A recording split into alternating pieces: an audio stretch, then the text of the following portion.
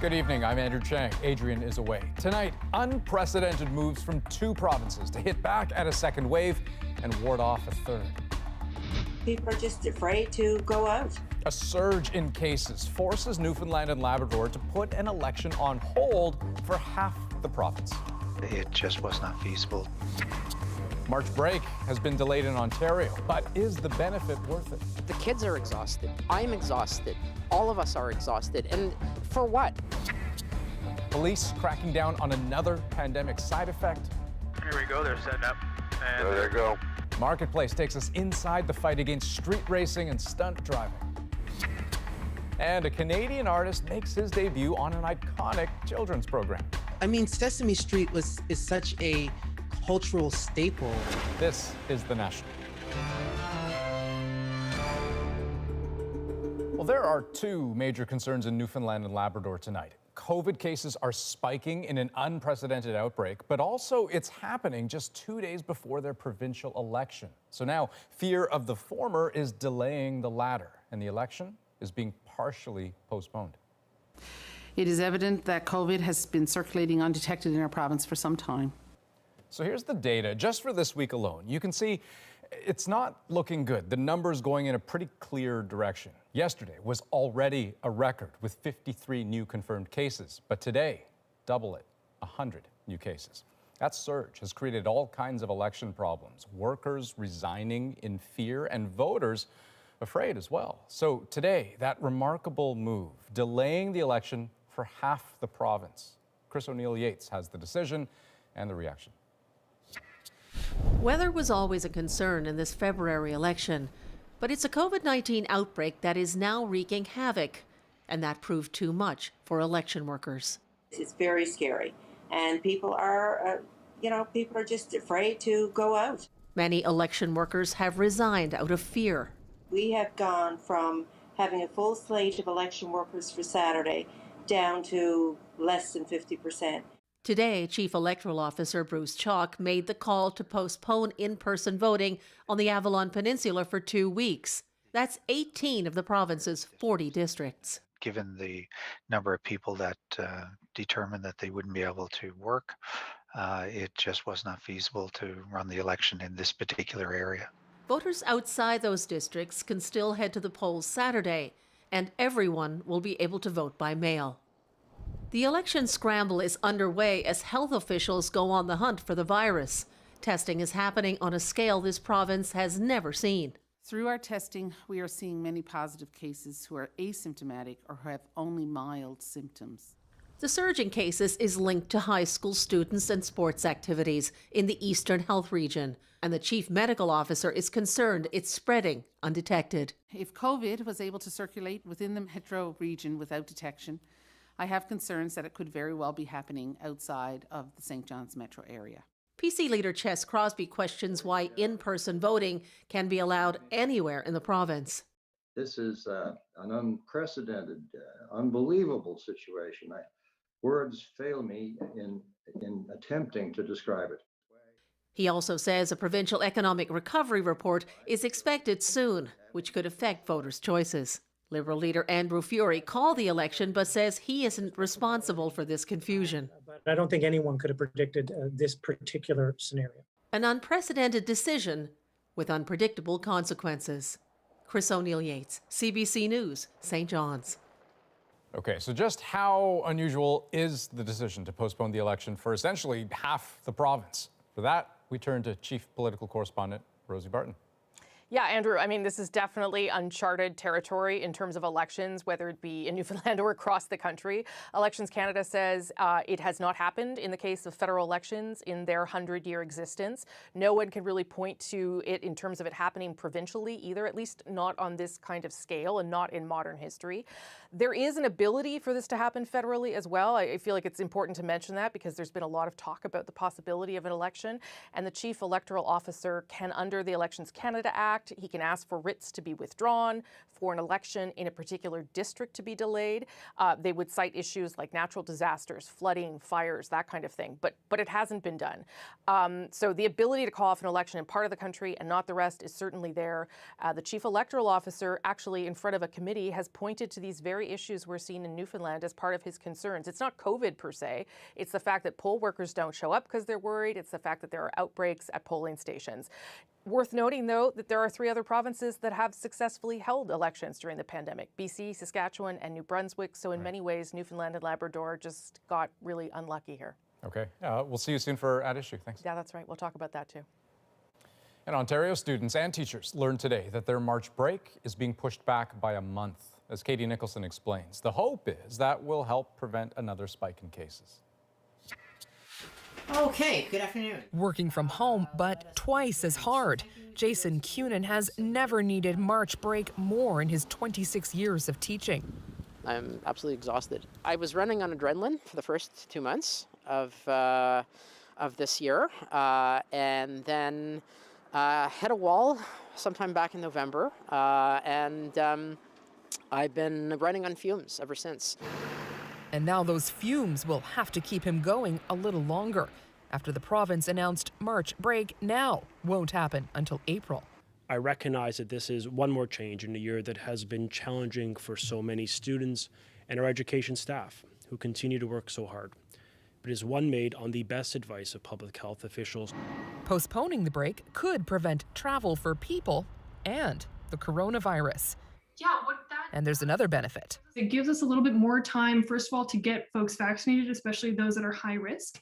And it allows us to ramp up the testing strategies especially for the new variants that we're seeing. That may be good for physical health, but teachers are worried about mental health too.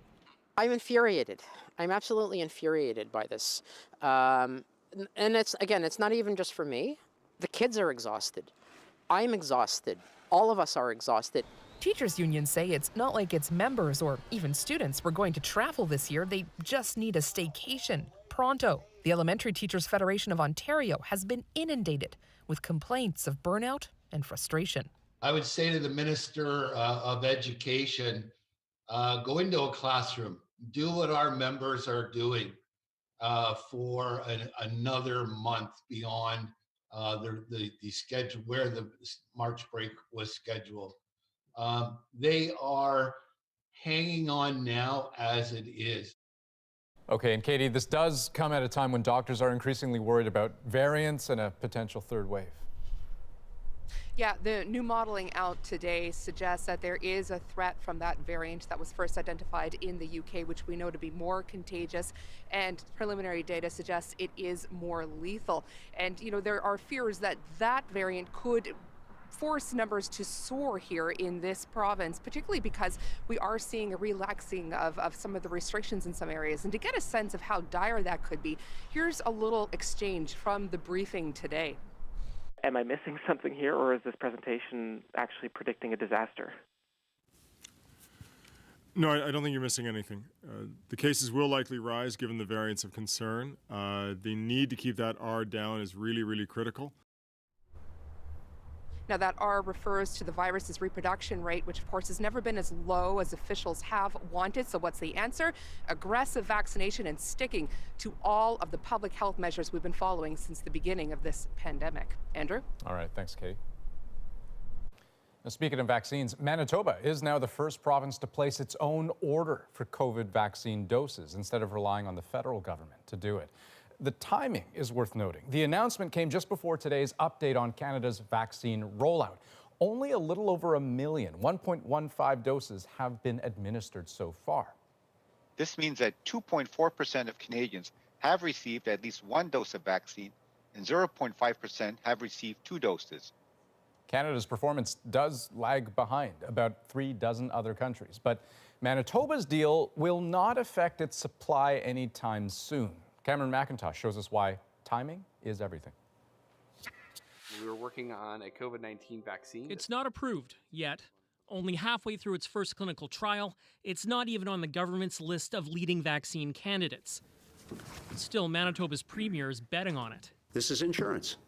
And it's important to have insurance, especially. Brian Pallister, openly frustrated with the pace of federal vaccine rollout, committing to buy 2 million doses of an unproven Canadian vaccine. I want Manitobans to get vaccines, and I'd rather they got them sooner rather than later. Calgary's Providence Therapeutics is hoping to have its mRNA vaccine approved by fall. This deal gives it cash to start producing and stockpiling doses this summer while it waits. It's at risk. Manitoba's taken some risk, and we've taken some risk so that we can start the process earlier. Even then, most Canadians may be vaccinated before it's approved. This was the Prime Minister earlier this week. We are still very much on track for tens of millions of doses into the spring, and for everyone who wants to be vaccinated by September. It's likely that we're going to have to vaccinate people every year, depending on the variants. This expert says building domestic production is critical. Providence holds similar promise to Moderna and Pfizer. Essentially the same vaccine. We're talking Coke versus Pepsi. Providence, which says it can pre-produce 50 million doses, is openly courting the provinces. It's not off the table for Saskatchewan as well. We need to do our homework, make sure it's technically feasible. Look, if the feds deliver all the vaccines that they say they're going to deliver, then this is important for future pandemic responses. The real risk here is in those vaccine trials. If it's not approved, Manitoba loses its deposit. If it is approved, Manitoba is first in line for what could be Canada's first homegrown COVID vaccine. Cameron McIntosh, CBC News, Winnipeg. Now, in the United States, President Joe Biden says his administration has now purchased enough vaccine for every American. Just this afternoon, we signed the final contracts for 100 million more Moderna and 100 million more Pfizer vaccines. Biden added that both Moderna and Pfizer have committed to delivering 600 million doses of vaccine by the end of July, more than a month earlier than initially anticipated. Meanwhile, House Democrats rested their case in the impeachment trial of Donald Trump with a final push to connect the dots between Trump and the violent actions of the January 6th rioters. Susan Ormiston shows us how they tried to do that today. Hey, we were invited here! We were invited by the President of the United States! Tying Trump to the rioters one after another, saying he was their commander. If it comes down to war, guess what? I'm going to be there. Days later, she said she was following Trump's directive. Personally, I do not feel a sense of shame or guilt from my heart from what I was doing. I thought I was following my president. We will stop the steal. Prosecutors today accusing Trump of an unrelenting pattern of violent intent. When a follower he'd invited to the White House said this, "The only good Democrat is a dead Democrat." Trump retweeted it. January 6th was not some unexpected radical break from his normal law-abiding and peaceful disposition. This was his state of mind. This was his essential MO. You're a fucking traitor to your country! Yeah! You're a fucking traitor! They argue he lit the fuse. His loyal foot soldiers pitted against police. Are you an American? Act like So much for backing the blue. Prosecutors argued that white supremacists unleashed by Trump degraded the Capitol and its people. One black officer said, "I got called the N-word 15 times today. Trump did this." A black janitor who had to clean up the mess said he felt terrible. When he had to clean up feces that had been smeared on the wall, blood of a rioter who had died, he said, "I felt bad. I felt degraded." Prosecutors closed their case imploring senators to convict to protect the country. If we let it go unanswered, who's to say it won't happen again? Tomorrow, the defense, Trump's lawyer telling Fox News the so-called trial is offensive. It tears the country apart. Do you think it leads to healing, to show and re-show the tragedy that happened here at the Capitol, lives lost, that had nothing whatsoever to do with President Trump, but they want you to believe that it did?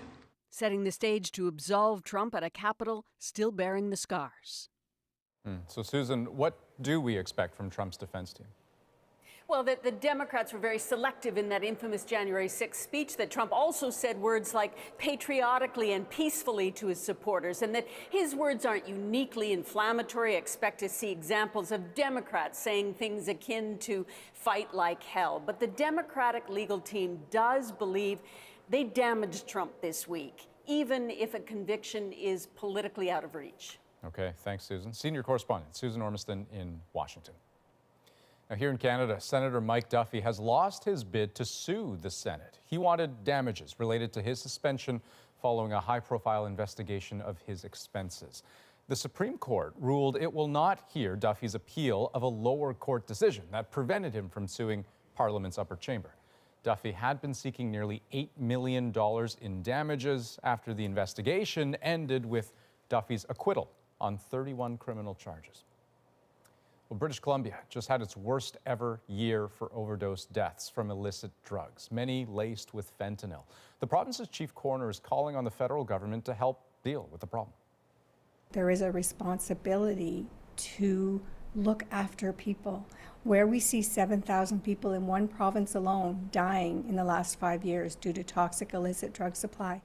So let's put this in numbers. BC had more than 1,700 illicit drug deaths in 2020.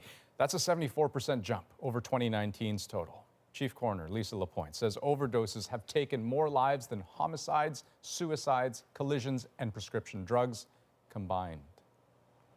Now, while Vancouver, Surrey, and Victoria were the worst hit, other parts of BC are struggling too, like the coastal community of Sechelt. Briar Stewart shows us how. Hey guys, do you need anything? As an outreach worker, Hawkfeather Peterson's car is packed with harm reduction supplies. Okay, can you jam it in your hoodie? Yes, I can. Okay. I overdosed last week. You did? And it took them 60 minutes to revive me. Peterson lives in Sechelt, a picturesque community of about 10,000 on BC's Sunshine Coast. While the opioid crisis might not be as visible here as in Vancouver, toxic drugs are still a problem, something Peterson, who is also a user, knows firsthand. I went down, and I went down hard. I actually came to, and the first thing I said to my partner was, "See, I told you it was fine." And I had no idea he had been giving me naloxone and how hard it was for him on his side. Last year, the number of overdose calls increased by more than 100% here. There were 87. Every community is having the same issue, no matter the size. Once we recognize that, we start then looking at what is a solution that we can take on, because it is our problem. And there aren't enough services here to help. There's no treatment center. The only option for detox, the local hospital. Advocates want to see more support for some of the most vulnerable. A safe consumption site opened up at this shelter last year, but it's still the only one on the Sunshine Coast, which stretches about 80 kilometers. So to help, some physicians here and elsewhere in BC have started to prescribe safer alternatives to street drugs, and they believe that is having an effect. The fact that we have a fairly low death rate here on the coast attests to the benefits of providing care to this population group. So I think what we're doing here to a degree is working. But still, there were a few deaths from overdoses here in 2020. Overdose isn't just killing people, it's destroying lives. Which is why Peterson plans to keep reaching out and encouraging people to never use alone. Briar Stewart, CBC News, Sechelt, BC. Well, this coming Monday, a Quebec public coroner's inquiry will look into COVID-19 deaths at long-term care homes. Tonight, we go inside the especially hard-hit Heron facility near Montreal. Here's Allison Northcott. It'll be great. Okay. And I hear a lot of good things. Eileen McDevitt is about to move out of the long-term care home she moved into less than a year ago. Everything's going to be okay. I hope you're right. She lived through a devastating COVID-19 outbreak here just weeks after she arrived. Dozens of residents died in a matter of weeks. Ça, c'était la zone rouge. Nurse Maria Nelson showed our Radio-Canada colleagues what was once the home's red zone. She came in as backup when things were at their worst and saw residents who were dehydrated or hadn't been fed because there wasn't enough staff. Other workers described residents with overflowing diapers and unchanged bandages. We created still like a family here. You know, we were like in a war, and now the war is down, and now we're moving our residents. The once private home, now run by the Regional Health Authority, is closing permanently next fall, so residents like McDevitt are leaving. You're going to make some new friends there, Eileen. McDevitt's niece and caregiver says things have improved since last spring. I don't know what she was a witness of. I'm just happy that because of her dementia, she doesn't remember. What happened at Heron has been the subject of a police investigation, and next week a coroner's inquest begins. I don't know how her last days were. I think of her screaming for me. Barbara Schneider's mother, Mary, died at Heron and says families were kept in the dark for too long. She's part of a proposed class action lawsuit against the home. If I knew what was going on, I would have come in no matter what and taken care of my mother. I had no clue what was going on. She hopes the inquest brings more accountability. You're going to your new place. Oh. As McDevitt heads to a new home, her niece hopes there are lessons learned from the tragedies here that lead to better care for the elderly. Alison Northcott, CBC News, Montreal. And there is a growing push to make another vulnerable group a top priority for COVID vaccinations. The virus poses a much greater risk to people with developmental disabilities. Kate Kyle shows us how people in Yellowknife are addressing that. Kelton Broom and his mother Barb cherish memories from a pre-pandemic vacation. When COVID-19 hit, they had to become extra cautious.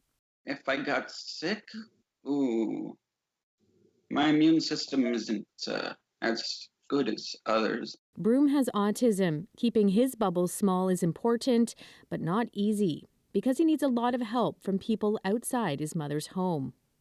People are dying. This isn't like ha funny. It's just like, oh, that carrot. It's serious. Some of those fears have now eased. Broom recently got his first dose of the Moderna vaccine. He's one of 23 people in Yellowknife who have developmental and intellectual disabilities to get the shot through the group Inclusion NWT. It lobbied the territorial government to make its clients a priority because they can't easily distance from support workers they need. That puts them at a higher risk because they just can't do without that support. It's a nationwide concern. Inclusion Canada says to date, no region in Canada has made people with developmental and intellectual disabilities who live alone or with family their own high-risk priority group. For example, in people with Down syndrome, 4 times more likely to contract COVID-19 and over 10 times more likely to die from COVID-19. And if you look at all the jurisdictions and the vaccine prioritization, you rarely actually see disability mentioned at all. Let's stand up! These days, Kelton Broom feels a bit safer working out with the Special Olympics. But I can't wait to get a second shot. This gives us that little bit of hope.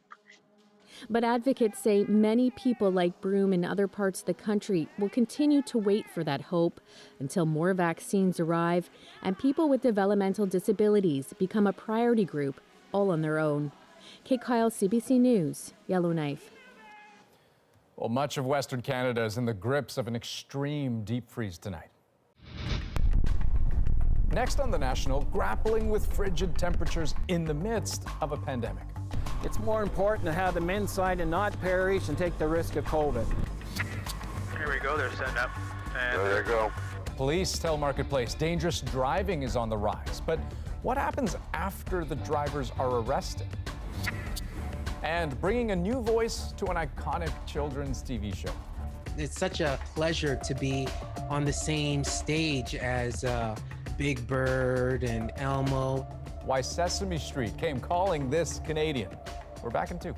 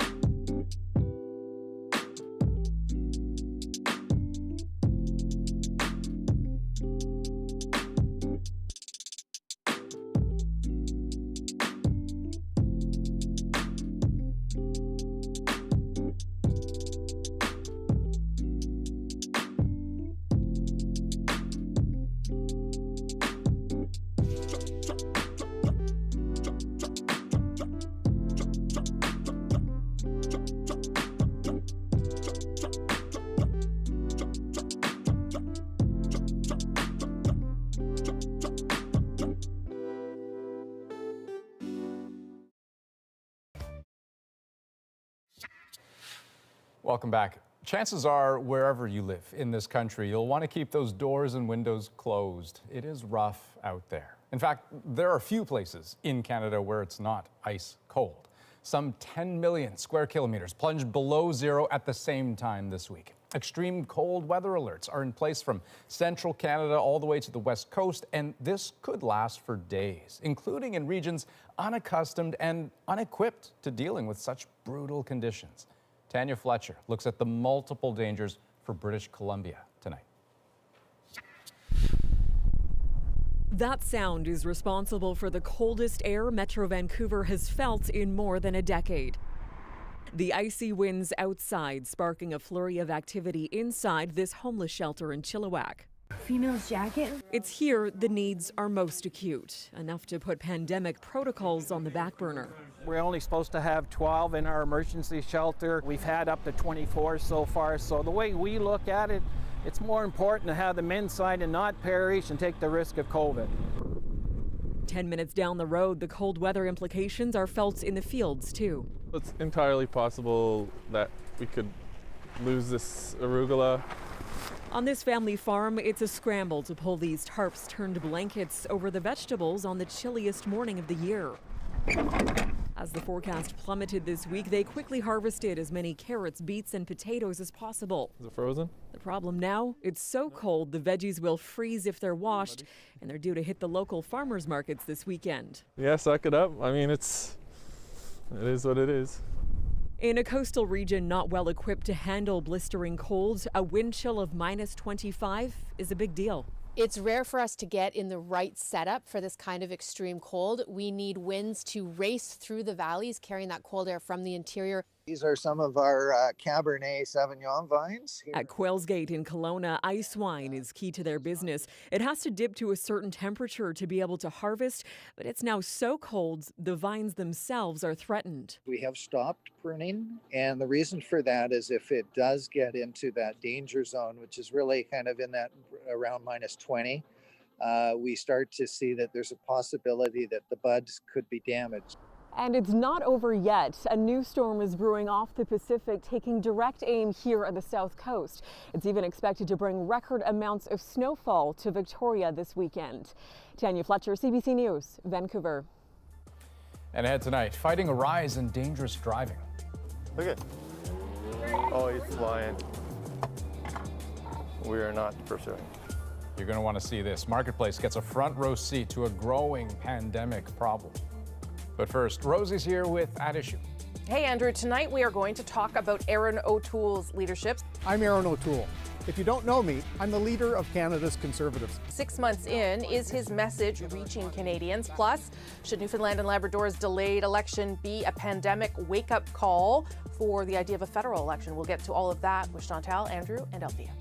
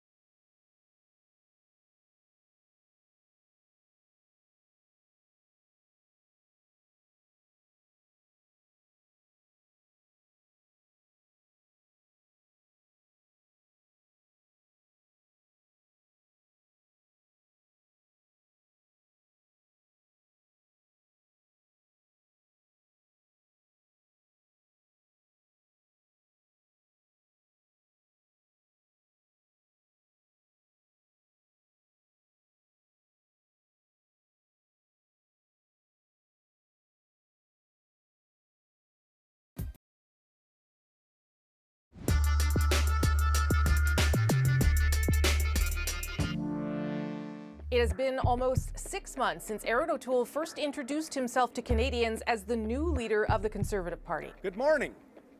I'm Erin O'Toole.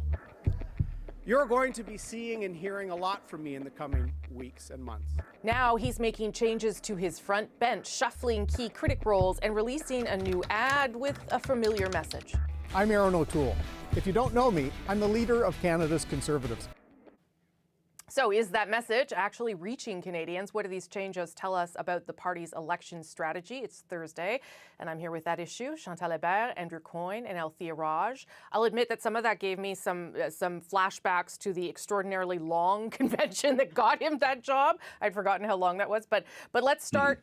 Let's start with some of these critic roles changes. I mean, it wasn't a huge moves, but there were significant ones that might be able to tell us something about the direction the party is going in, or where they're trying to put their focus. Chantal, do you want to start us off? Pierre Poilievre, namely, losing the finance critic position.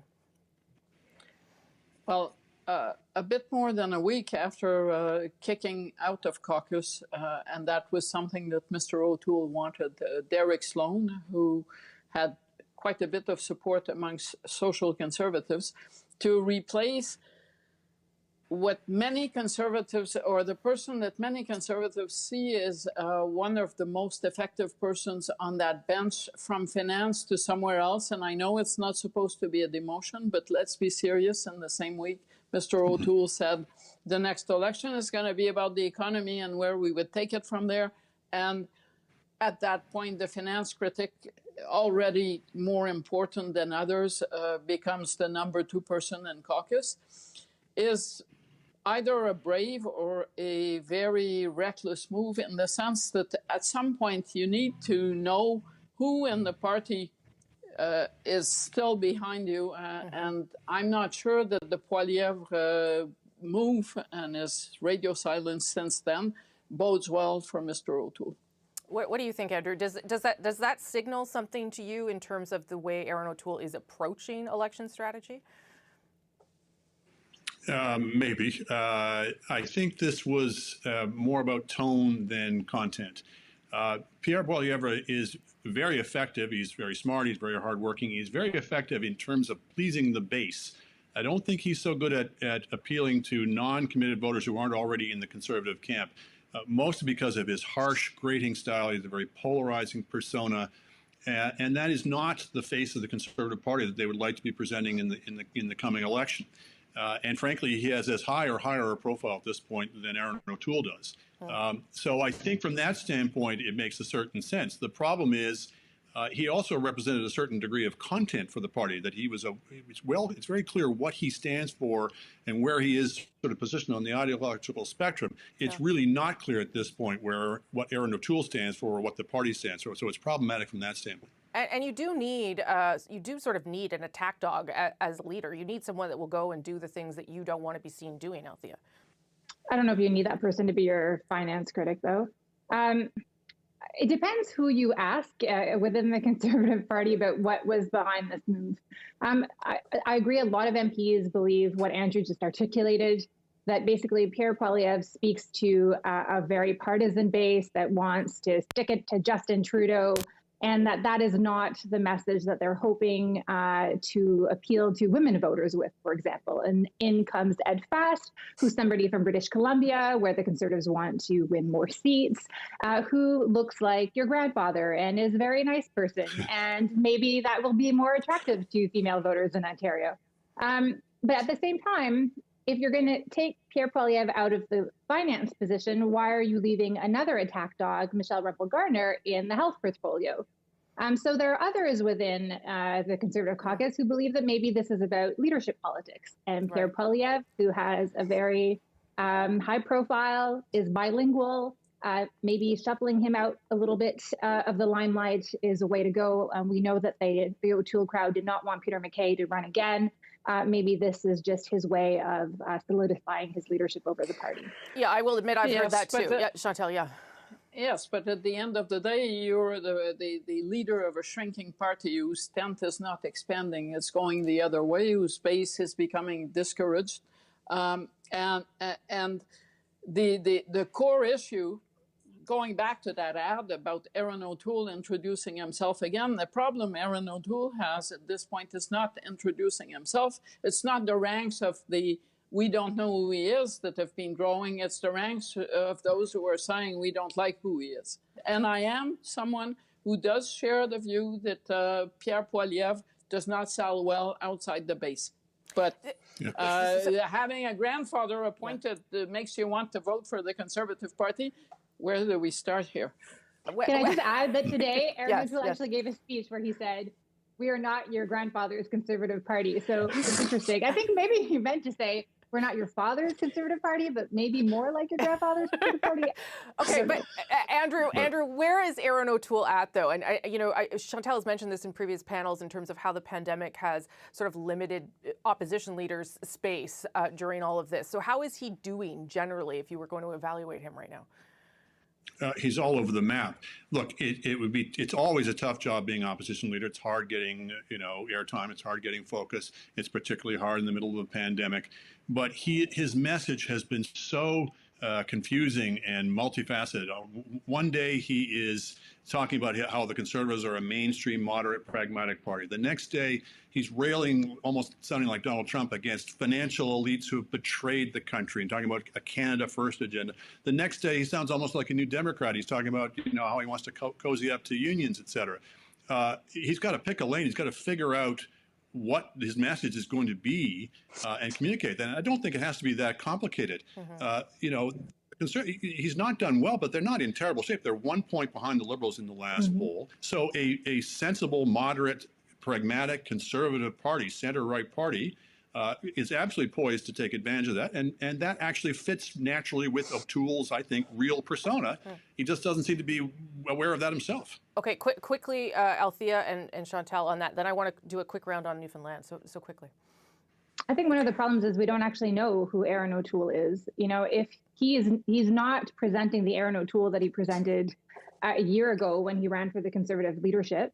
So I think it raises questions about hypocrisy and ethics. He didn't want Derek Sloan to be removed from caucus a year ago, and if it wasn't for Derek Sloan, he actually would not be leader of the Conservative Party. That introducing ad, frankly, should have been done last fall or even in late August after he had won the leadership of the party. And the message seems completely tone deaf. I mean, people are worried about their parents and grandparents dying of COVID. They're worried about their kids getting sick at school, and he wants to get the economy back on track. We're not there yet. Okay, quickly, Chantal. If I can just say that 6 months to a federal election, I think panels like this one, including this one, probably buried the leader of the official opposition who then became prime minister, just for context. Yeah, that's good context. Okay, quick go around on what's happening in Newfoundland and Labrador. Definitely unprecedented. What does it tell us about the likelihood of an election federally, or the dangers, I guess, of taking this risk, even when you think you've got it all under control, Andrew? Well, I mean, there's two types of risk. There's the pandemic risk, and they're properly paying full attention to that, although I think this idea of only holding the election on election day in some of the ridings and not in the others is a bit cockamamie. But I think the more operative risk is where you're at in the polls. The Liberals are ahead by 28 points in the last poll I saw in Newfoundland. I think that's going to govern Justin Trudeau's calculations much more than the state of the pandemic is. Where is he at in the polls? Althea. I think that the potential that you would have an election that goes completely off the rails nationally would be too big a price, I think, for the federal Liberals to pay. I think in Newfoundland and Labrador, I mean, it's unfortunate, you never want these things to happen, but it's not unheard of that we vote on different day. I mean, we vote in advance polls on sometimes weeks apart from E-Day. What is concerning is that there is no end point. So I think that should probably be announced soon, because you can't have people believing that there is some political calculation going on with the date of the election. Chantal, last word. Running an election campaign is driving a narrative that gets you hopefully to victory. And the worst thing that can happen to that narrative is a sudden pause, an open-ended pause. I think it probably, beyond the 28 points lead for the Liberals in Newfoundland and Labrador, it should give federal Liberal strategists, those who are in the Hawks, let's go in the spring election camp, food for thought. Okay, we'll leave it there. I just enjoy that Andrew said cockamamie, and I'm just going to enjoy that all night long. Thank you all very much.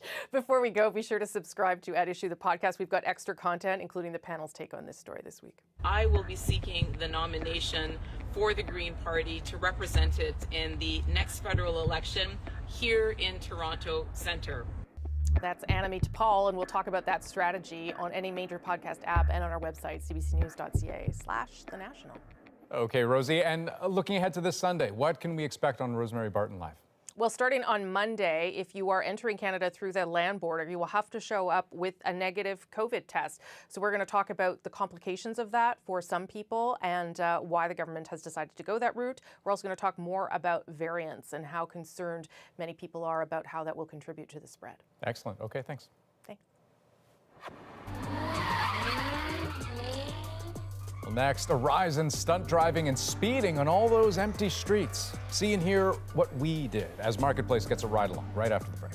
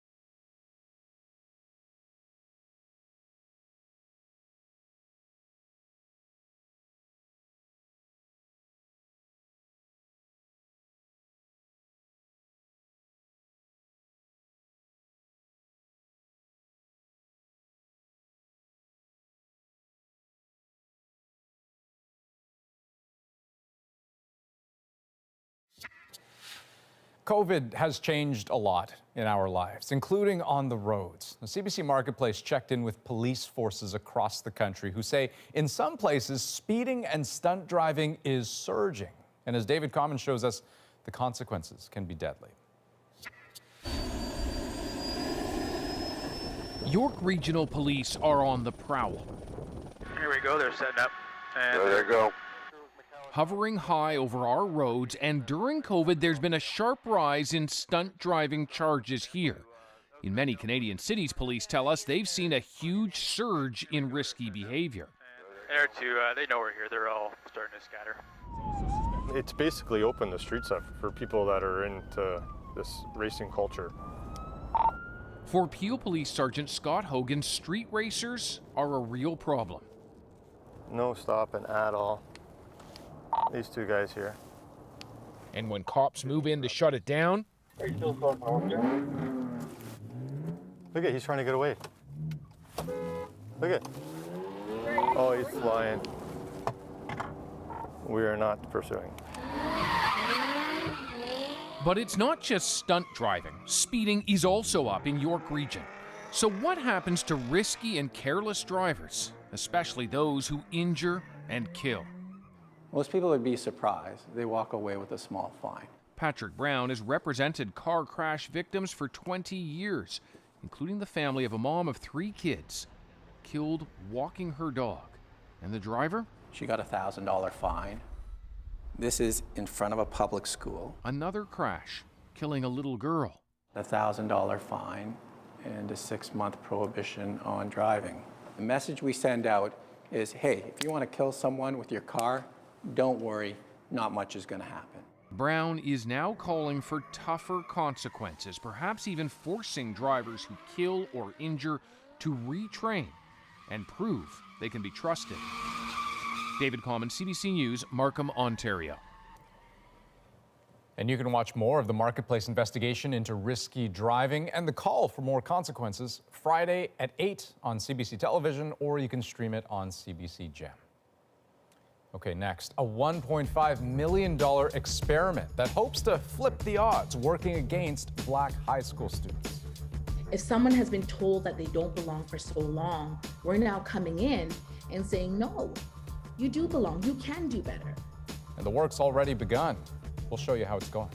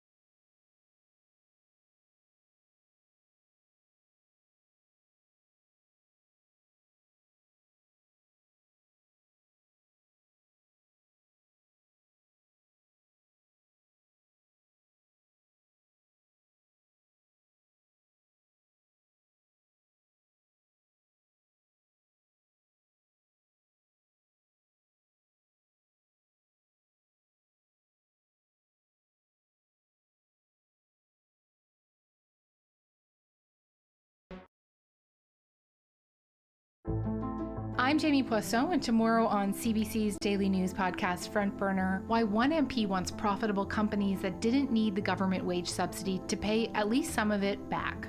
Subscribe wherever you get your podcasts. Black students can face real roadblocks when it comes to school. Studies have shown they have lower graduation rates, for example. But Natalie Collada takes us up close to a pilot project in Ontario designed to change that.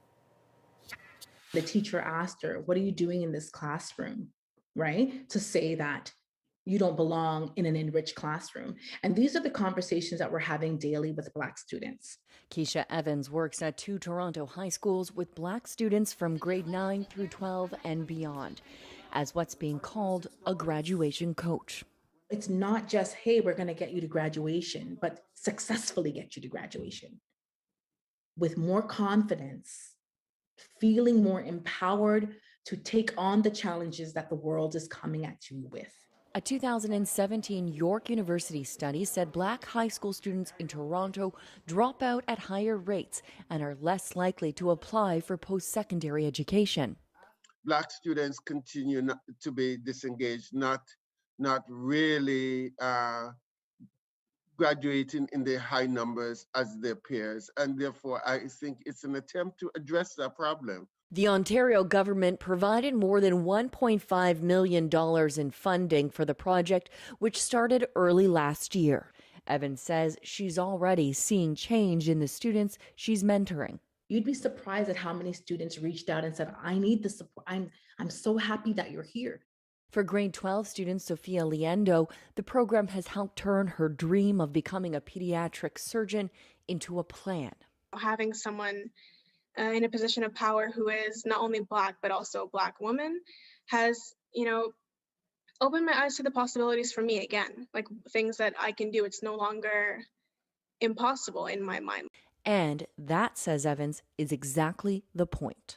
If someone has been told that they don't belong for so long, we're now coming in and saying, no, you do belong. You can do better. By all accounts, a successful program that's scheduled to end in June. Natalie Collada, CBC News, Toronto. Okay, next on The National, a Toronto poet gets a big debut. The story behind how his short film got on Sesame Street.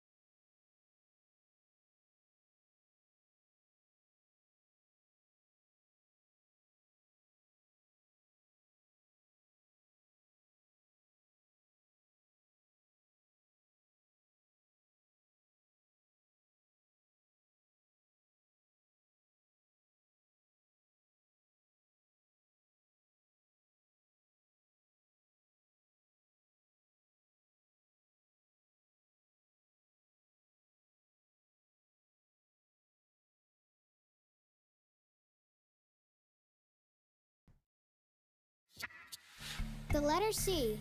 C is for counting. Well, this short film released today on the iconic kids show Sesame Street. The creator behind the film is Toronto-based poet Ian Keteku. Now, years ago, Ian pitched an idea to Sesame Street but was turned down. But perseverance paid off, and tonight, his work in their episode is our moment. The sun is out. It's a perfect day to garden. Today is the premiere of the episode, so my short film comes in the middle of that episode. Sesame Street is such a cultural staple in the lives of so many kids around the world. Let's count them. Piece is all about counting. It's a young girl. I call her Nyameche, which is my mother's middle name. And her mother are planting carrots. Carrots from the carrot seeds. A big goal of mine is to show unrepresented, particularly African faces and voices in children's media. Carrots from my family. So I was mentioning how persistence pays off. It was a few years ago at the Toronto International Film Festival that Ian pitched his idea to Sesame Street. As I mentioned, they turned it down, but obviously he made an impression. They remembered his work, called him back. He pitched a different idea, and that's the one that flew. That's The National for this February 11th. Have a good night.